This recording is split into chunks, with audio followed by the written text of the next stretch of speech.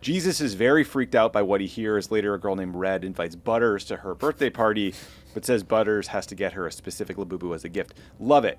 South Park just dropped an episode that blew Fox News wide open and left everyone gasping. A silly toy craze spiraled into a demonic love story as Donald Trump walked side by side with Satan while reporters begged him to admit they were together. Then came the bombshell. Satan announced he was pregnant with Trump's child, and Fox News turned the scandal into a celebration, cheering like it was the 4th of July. It's outrageous, hilarious, and sharp enough to cut through the noise of real politics. Did South Park just give us the boldest truth about media loyalty we've ever seen? And there was a big fight at the Century City Mall that hundreds of people showed up at the Century City Mall. It might have been for a Labubu or a similar product. The best mall. It all starts with a tiny, colorful creature called Lab-Boo, a mystery toy packed in blind boxes that has every kid in South Park obsessed. On the surface, it looks harmless. A cute little collectible with different costumes and rare editions that kids proudly trade and show off. At first, the playground feels like a friendly club where everyone compares their newest find and giggles about who got the best one. But that friendly excitement doesn't stay sweet for long. Within minutes, the bragging turns sharp and competitive. Children start yelling across the blacktop about who has a real Labo and who's carrying a fake. What began as a fun craze quickly explodes into chaos, with kids shoving, name-calling, and even throwing punches just to prove they have the rarest figures. The real madness kicks in when the toys' price tags begin to skyrocket. Local shops like Lou Kim's pop-up store become ground zero for parents desperate to keep their kids happy. One day, a mystery box costs $85, and by the next day, it's up to $120. The price hike is blamed on tariffs, but it's really a wink at how fast consumer trends spiral out of control. Kids beg their parents for more money while store owners cash in, and the playground rivalry feeds a never-ending cycle of greed. What was supposed to be a simple toy fad turns into a mini economy where scarcity and status rule, and everyone is chasing the next box like their reputation depends on it. And the White House's response was to have some 24-year-old intern draft up this great reflection. This is where South Park's satire cuts deep. The Labu frenzy isn't just about kids fighting over toys. It's a playful mirror of how greed and blind loyalty drive adult behavior. The children's desperate need to own the rarest Labao echoes the way people chase social approval or political influence, no matter the cost. It's capitalism at its most ridiculous, and it shows how quickly people can lose their sense of reason when competition takes over. The fact that even the show's most peaceful figure, Jesus, shows up as the school counselor and can't make sense of the chaos adds another layer of comedy. If the voice of calm can't restore order, what hope is there for anyone else? Canada is here to see you.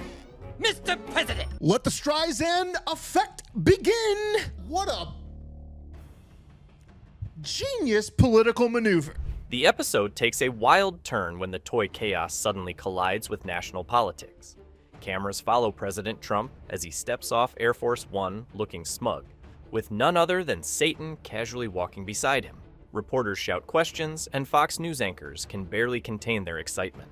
What starts as a silly rumor explodes when a reporter bluntly asks if the president is sleeping with Satan. Instead of outrage or denial, Trump smirks and dodges while the crowd chants for answers like it's a sporting event. The tension builds until Satan himself strolls into the scene, calm as ever, and drops the biggest bombshell of all: he's pregnant, and the father is Donald J. Trump. The dialogue is pure South Park, raw, sharp, and so outrageous you almost forget you're watching a cartoon. Fox News treats the revelation as breaking news history, spinning it live on air with cheers and applause. Anchors gush about Trump making history as the first president to father a demonic child, as if it's a patriotic achievement. Hannity practically pumps his fist while a Fox and Friends panelist wipes away happy tears. Instead of questioning the bizarre claim, the network doubles down, celebrating it like the moon landing. The sheer absurdity lands because it isn't just a random joke. It's a pointed dig at how far some media outlets will go to protect their favorite political figure, no matter how strange the story gets. This is a Fox News Super Alert! We may just have another Trump and Satan spotting. The two are rumored to be in a small mountain town in the Rockies. By placing Trump and Satan at the center of the spectacle, South Park highlights how sensational headlines can drown out truth. The animated Trump doesn't need to defend himself because the media circus does it for him, and the crowd's gleeful reaction turns the moment into a twisted celebration of power and loyalty. It's shocking, hilarious, and uncomfortably believable all at once, making the audience laugh while quietly asking how different this really is from real-world politics. If the demonic pregnancy reveal wasn't enough, Fox News quickly becomes the true star of the satire. Instead of acting like journalists, the anchors transform into full-blown cheerleaders. They chant Trump's name, shout about his bold leadership, and treat the Satan relationship as proof of his greatness. South Park exaggerates their reactions to the point of absurdity, but the joke lands because it feels like a sharper version of how the network has handled real controversies.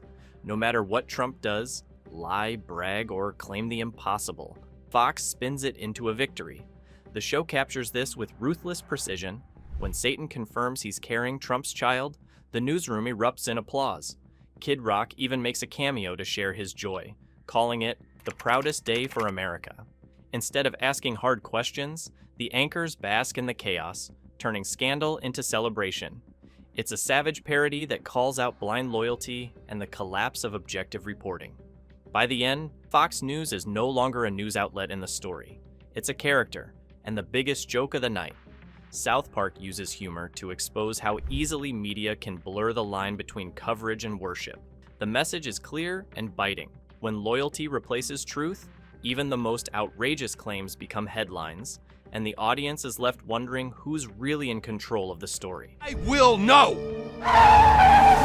Okay, it looks like Jesus Christ is now on the scene for some kind of biblical showdown. I have seen your evil at work, Satan. Beneath all the outrageous jokes, South Park is doing something clever. The episode may feature demon pregnancies and toy battles, but it's really a mirror held up to the way media and politics feed off each other. The Lab Boo craze is more than a running gag. It's a symbol of how hype and scarcity drive people to act without thinking. Kids fight over toys the same way voters fight over headlines, and the adults on Fox News chase ratings with the same hunger.